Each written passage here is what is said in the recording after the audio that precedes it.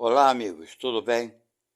Estamos de volta aqui para darmos continuidade à nossa leitura do livro dos Espíritos e um certo estudo, né?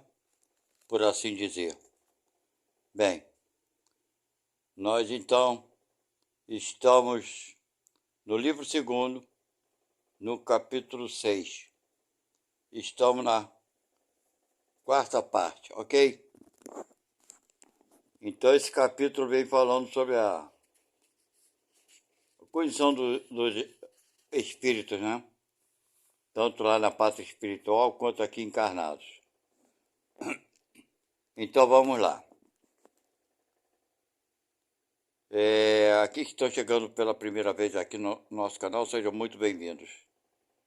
Eu queria pedir para vocês se inscreverem e dar o like, ok? Muito obrigado. Bem, vamos lá. Então vamos ler o ensaio teórico sobre a sensação dos espíritos. Então, fica na questão 257. E se fala o seguinte: o corpo é o instrumento da dor e, se não é a sua causa primeira, pelo menos é a causa imediata. A alma tem a percepção da dor, mas essa percepção é um efeito. Então vamos lá, meus amigos. Está se falando aqui, né? Porque alguns espíritos, na pergunta 256, se queixam de sofrer frio e calor, ok? Porque isto é a lembrança da vida que teve, né? Aqui na Terra, claro. Então eles guardam essas lembranças, ok? Então é isso que está falando aqui. O corpo é um instrumento de dor, da dor. Porque o espírito em si não sente dor, mas o corpo sim. Como o corpo sente dor, transmite essa sensação para o espírito, ok? Então é um complemento daquela ideia lá em cima anterior. Então eu venho explicando. O corpo é o instrumento da dor, e se não é a sua causa primeira, pelo menos é a causa imediata. A alma tem a percepção da dor, mas essa percepção é um efeito. A lembrança que dela conserva pode ser muito penosa, contudo, não pode ter ação física. Com efeito, nem o frio, nem o calor podem desorganizar o tecidos da alma, e esta não pode gelar-se nem queimar-se. Não vemos todos os dias a lembrança ou a apreensão de um mal físico produzir efeito tão reais e ocasionar mesmo a morte? Né? Então, às vezes a pessoa causa até a morte, né? Por sentir certas lembranças, apreensões, né? Um mal físico qualquer. Todo mundo sabe que as pessoas amputadas sentem dor no membro que não existe mais, não é verdade? Pois é, se não existe mais, é uma lembrança que o espírito tem. Seguramente, não é nesse membro que está a sede ou ponto de partida da dor. Apenas o cérebro conservou a impressão da dor. Pode-se, pois, crer que há alguma coisa de analogia com os sofrimentos do espírito depois da morte. Um estudo mais aprofundado do perispírito, que desempenha um papel muito importante em todos os fenômenos espíritas, como as aparições vaporosas ou tangíveis, o estado do espírito no momento da morte, a ideia tão frequente de que ainda está vivo, o quadro tão comovente dos suicidas, dos supliciados, dos que se deixaram absorver nos prazeres materiais e tantos outros fatos vieram fazer luz sobre essa questão e dar lugar às explicações que damos aqui resumidas. Quer dizer, os espíritos é que trazem essas informações daquilo que estão sentindo, embora não tenham o corpo. Mas porque eles sentem? Porque tem a lembrança ainda daquelas sensações, né? Então vamos lá. E ele continua falando. O perispírito é o laço que une o espírito à matéria do corpo, sendo tirado do meio ambiente do fluido universal. Contém ao mesmo tempo eletricidade, fluido magnético e até certo ponto a matéria inerte.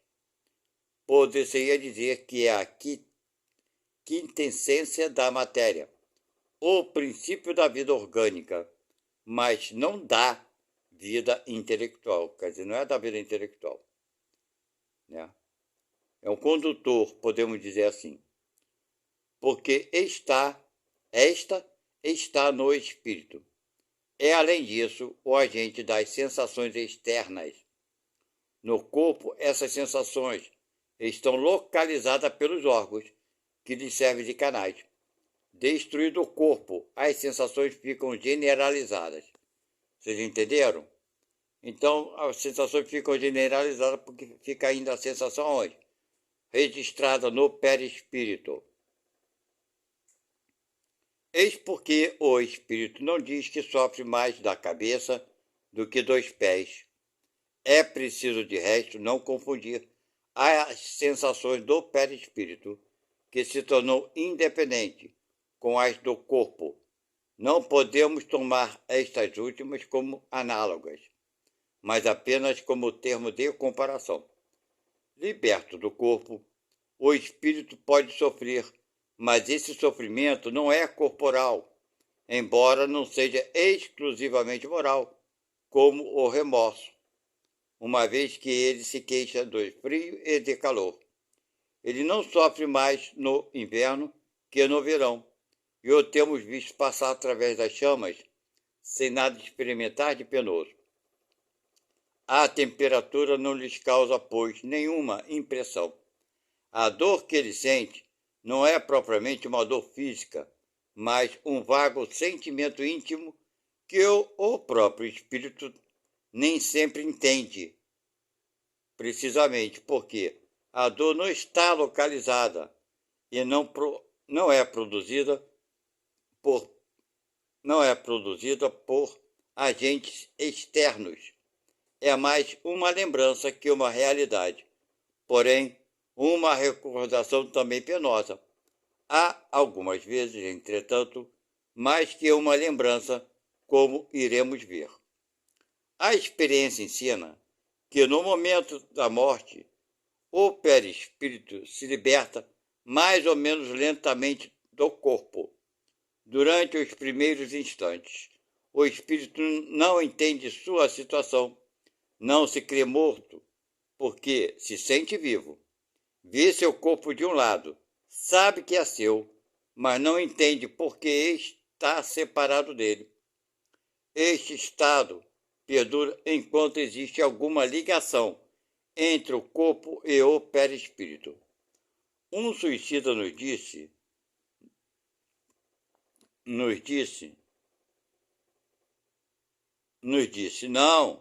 não estou morto, e ajuntou. Entretanto, sinto os vermes que me roem. Ora, seguramente, os vermes não roíam o perispírito, e muito menos o espírito. Roíam apenas o corpo. Entretanto, como a separação do corpo e do perispírito não tinha se completado, resulta uma espécie de repercussão moral que lhe transmitia a sensação do que se passava no corpo. Repercussão pode não ser talvez a palavra certa, pois faria supor um efeito muito material. Era antes a visão do que se passava no corpo, ligado ainda ao seu perispírito, que produzia nele uma ilusão a qual tomava por uma realidade. Assim, não era uma lembrança, pois que durante sua vida não havia sido roído pelos vermes. Eram sentimentos sentimento de um fato atual.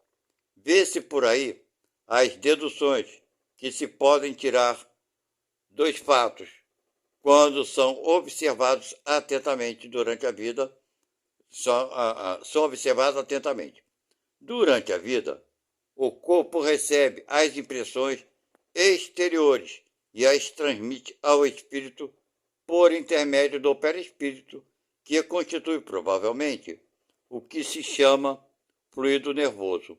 Morto o corpo, ele não sente mais nada, visto que não há mais nele espírito, nem perispírito. O perispírito desprendido do corpo experimenta a sensação, mas como esta não lhe chega mais por um canal limitado, é generalizada. Ora, como na realidade ele não é mais que um agente de transmissão, pois é no espírito que está a consciência. Resulta disso que, se pudesse existir um perispírito sem espírito, ele não sentiria mais do que um corpo morto.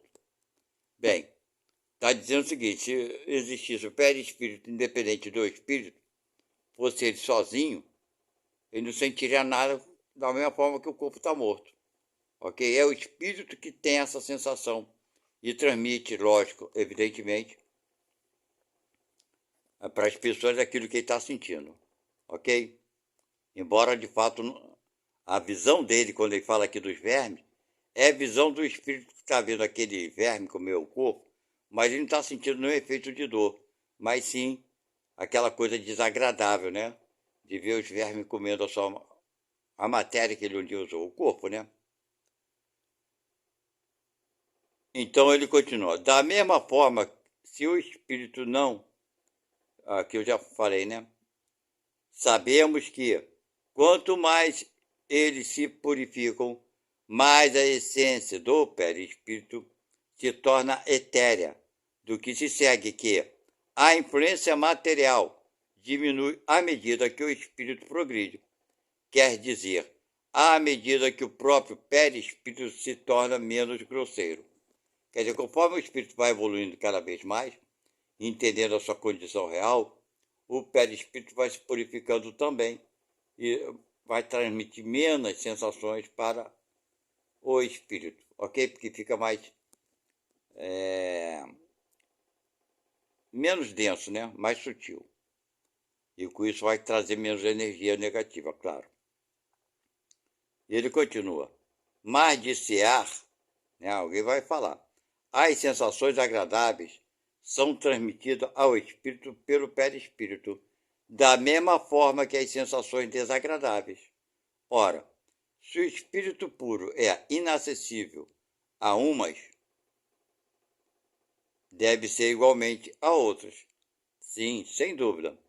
Para aqueles que provêm unicamente da influência da matéria que conhecemos, o som dos nossos instrumentos ou o perfume de nossas flores, nenhuma impressão lhes causam. Entretanto, ele experimenta sensações íntimas de um encanto indefinível que nem podemos imaginar, pois a esse respeito somos como cegos de nascença em relação à luz. Sabemos que ela existe, mas por que meio aí se detém a nossa ciência? Quer dizer, para aqueles espíritos mais puros, né, eles não têm as sensações negativas. Mas não é por causa disso que eles desconhecem as sensações negativas. Ok? Vamos lá.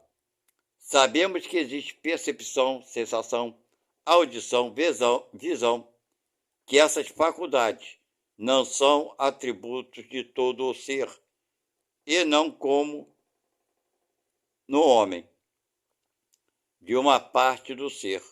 Quer dizer, essas atribuições do espírito é a sensação de ver, né, a audição, visão, está por todo o espírito, e não é como no homem, que está localizada, né, nos olhos, a visão, né, no tato, o contato físico e tudo mais. O som que está nos ouvidos, ok? no espírito está por todo o espírito, não tem uma parte localizada como é no corpo humano. Aí vem aí fala, de uma parte do ser. Mas ainda uma vez, por que intermédio? Intermediário, quer dizer, de que forma que acontece, né, no espírito? É o que não sabemos a resposta deles. Os próprios espíritos não podem nos dar conta, visto que nossa linguagem não está em condições de exprimir as ideias que não temos, da mesma forma que a língua dos selvagens não tem termos para exprimir nossas artes, nossas ciências e nossas doutrinas filosóficas. Quer dizer, nós não temos palavra para definir isso, ok? Porque nossa inteligência ainda é muito pequena. Conforme ele fala aqui, você vai falar uma palavra para o índio, uma palavra científica, ele não vai entender, não tem a menor noção do que seja aquilo. Assim será, se eles quiserem nos explicar também alguma coisa. Vamos falar termos que a gente desconhece. Agora ele continua, dizendo que os espíritos são inacessíveis às impressões da nossa matéria, queremos falar dos espíritos muito elevados, cujo envoltório etéreo não encontra analogia em nosso mundo. Isso aqui não precisa explicar, né? Os espíritos muito elevados, né? Eles não vão sentir as sensações que sentimos, né? Principalmente as negativas. Cujo envoltório deles é etéreo, não encontra analogia ao nosso mundo. O mesmo não ocorre com os de perispírito mais densos, que somos nós, que percebem os nossos sons e os nossos odores, embora não o façam por uma parte da sua individualidade, como quando em vida, que ele já falou lá em cima. Poder-se-ia dizer que as vibrações moleculares se fazem sentir em todo o ser e chegam, assim, ao seu sensúrio comune, quer dizer, o centro, né, do espírito, que é o próprio espírito, embora de um modo diferente, e pode ser também com uma impressão diferente, o que produz uma modificação na percepção. Eles ouvem o som da nossa voz, entretanto, não compreendem sem auxílio da palavra, apenas pela transmissão do pensamento. Vou ler de novo aqui. Eles ouvem o som da nossa voz. Entretanto, nos compreendem sem auxílio da palavra, pelo pensamento, né? Pela transmissão do pensamento. Isso vem em apoio ao que dissemos. Essa penetração é tanto mais fácil quanto mais o espírito está desmaterializado, ou seja, mais evoluído, né? Quanto à visão, ela independe da nossa luz. A faculdade de ver é um atributo essencial da nossa alma. Para ela não há obscuridade e apresenta-se mais extensa, mais penetrante para os que estão mais purificados. A alma ou espírito tem, pois, em si mesmos a faculdade de todas as percepções da vida corpórea. Elas são limitadas pela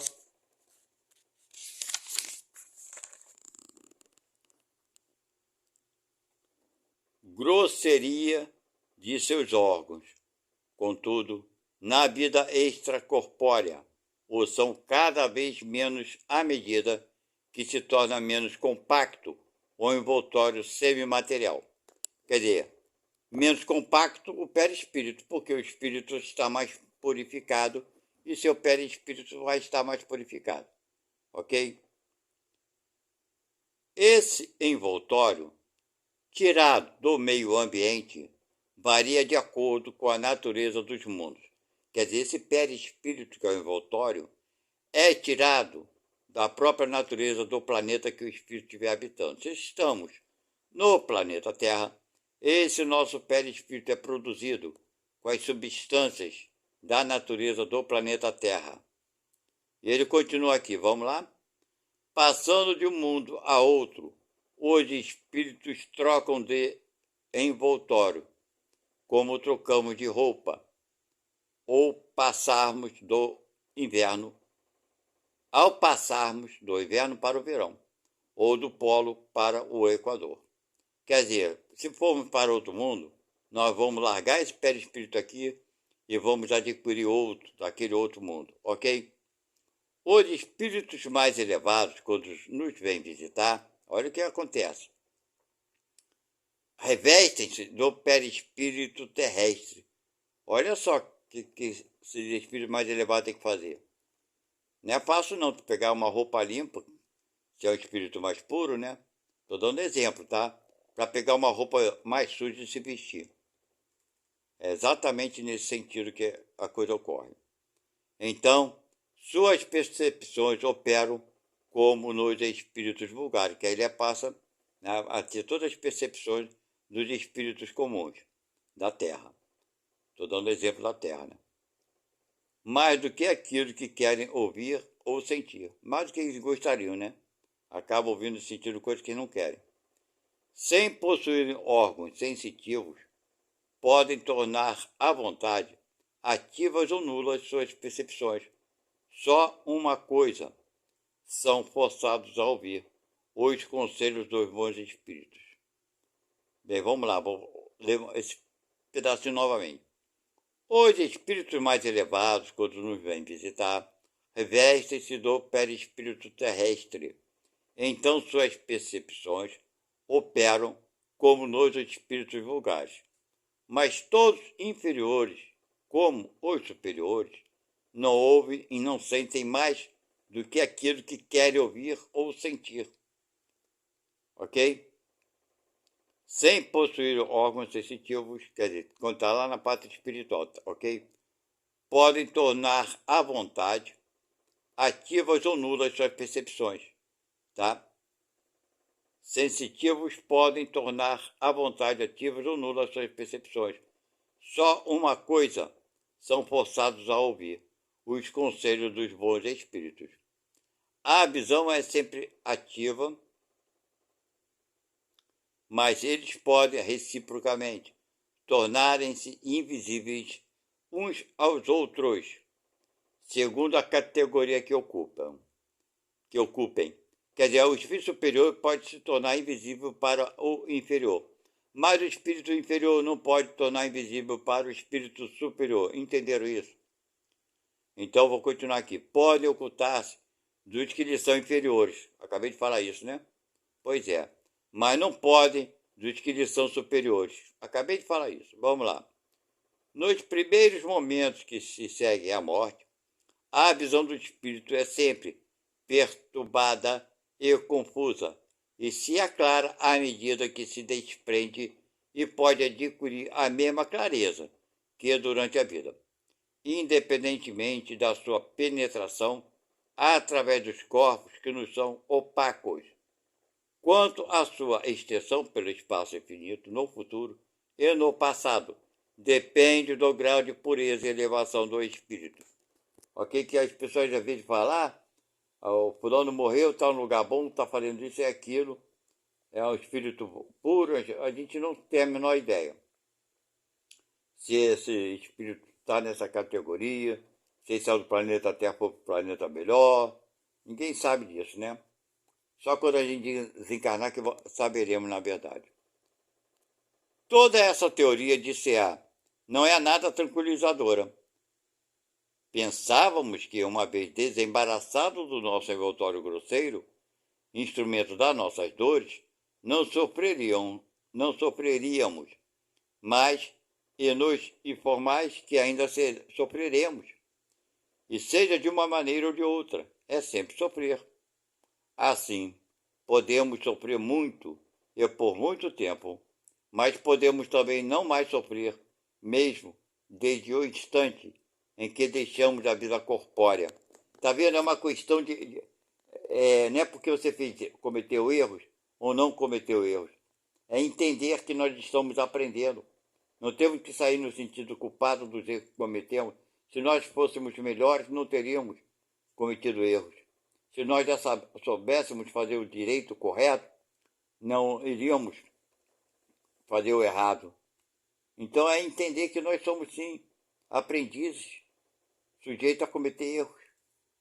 E pedir sempre a Deus força para nos proteger, nos amparar e nos ajudar para nos melhorarmos.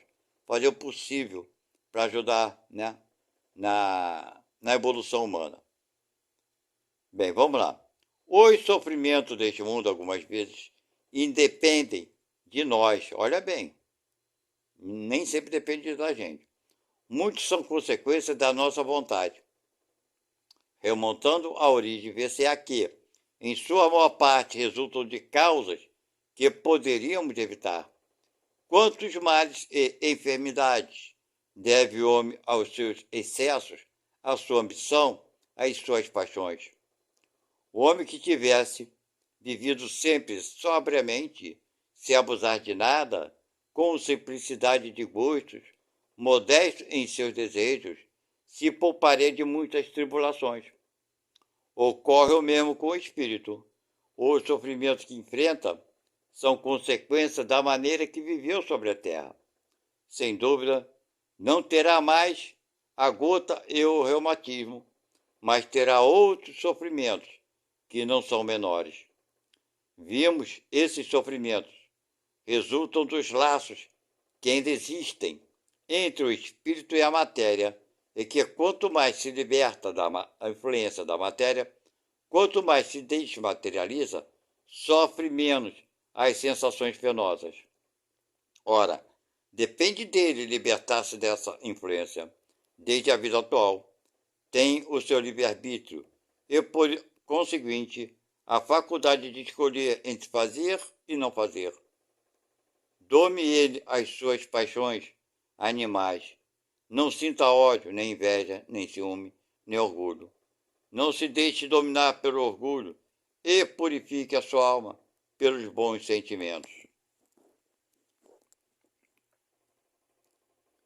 Que faça o bem e dê às coisas deste mundo a importância que elas merecem. Então, mesmo estando encarnado, já estará depurado, liberto da matéria. E quando deixar seu corpo, não mais lhe suportará a influência. Nenhuma recordação dolorosa, nenhuma impressão desagradável lhe restará dos sofrimentos físicos que experimentou, porque elas afetaram o corpo e não o espírito.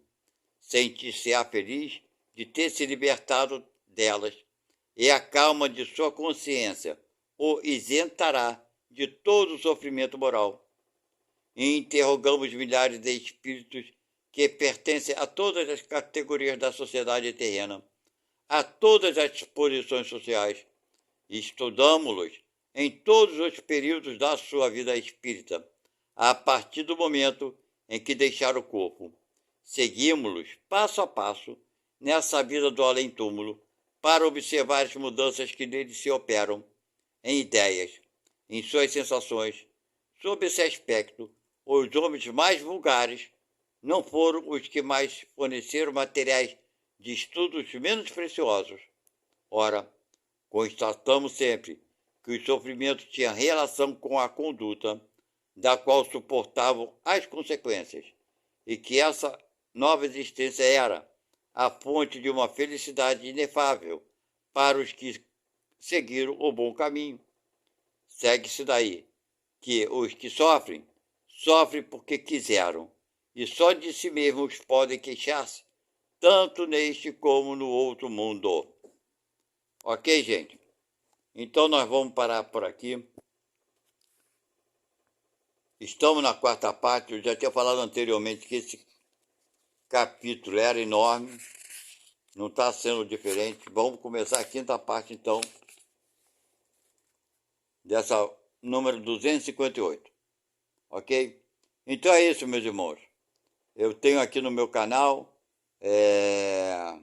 Se Preparando para a Morte, né? E está mais ou menos isso aqui, né? Falando sobre a morte, não é isso? Então, é mais ou menos isso. A gente vai sofrer quando chegar na parte espiritual, por quê? Por causa da nossa conduta, do nosso tratar com as pessoas aqui, né? durante essa vida. O nosso prendimento às coisas materiais, né? A gente querer ter os bens, se entregar a excesso de trabalho para acumular bens, como se fôssemos levar tudo e não vamos levar nada daqui. Não é verdade? Então, ter essa compreensão que a gente vai sair da vida da mesma forma que entramos. Não trouxemos nada e não vamos levar nada. A única coisa que vamos levar é a nossa consciência. Agora, os erros que nós cometemos, nós temos que ter, primeiro, né, a responsabilidade de reparar os erros, consertar. Isso é uma obrigação de todos nós. Agora, se a gente ficar se vitimando, nos achando pobre, coitado, justificando nossos erros, aí fica mais difícil. A gente vai sofrer porque a nossa consciência, né, que está lá dentro da gente, do certo e do errado, né, essa consciência do certo e do errado, vai nos cobrar daquilo que estão querendo botar um véu por cima. E não vamos conseguir, ok? Porque não teremos o corpo para, de certa forma, podermos nos escondermos. Nós, do outro lado, chegaremos lá da mesma forma, né, que chegamos ao mundo aqui. Chegaremos lá sem véu nenhum, ok? Então, fica a dica aqui para vocês, tá? Reforçando a postagem do áudio que eu mandei anterior aí, sobre se preparando para a morte ou alguma coisa assim. Vocês ouçam lá que vocês vão entender. Então, é mais ou menos isso, ok? Não se prender às coisas materiais, sejam elas dos bens, tanto quanto familiares, filhos, parentes, etc e tal. Vocês entenderam? Quando sai daqui, nós temos que nos preocupar lá do outro lado, o que vamos fazer para voltar aqui e fazer a coisa melhor que temos feito até hoje. Reparar todos os erros e realmente não tem outro jeito não, meu irmão. É se reconhecer, né? Nos reconhecemos que somos ainda aprendizes, não somos melhor do que ninguém. Porque se a gente sai daqui da vida achando que somos melhores do que os outros, aí a coisa vai ficar complicada, né? Por isso que Jesus falou, pratique a caridade, né? E que o reino do céu pertence aos pacíficos. Então faça da tua vida, tente pacificar, né? Onde houver problemas, seja a paz e não a discórdia. Não fique de um lado contra o outro, irmão. Tente unir os dois lados opostos. Ok? Bem, vou ficando por aqui. Muito obrigado. Não se esqueça que às vezes você ouve, né, o meu áudio todo e acaba se esquecendo de dar um like, daquele joinha, tá?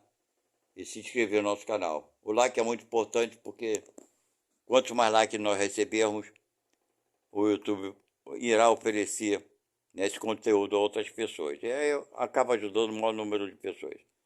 Essa é a nossa proposta, ok? Fiquem com Deus e até a próxima. Tchau, fui.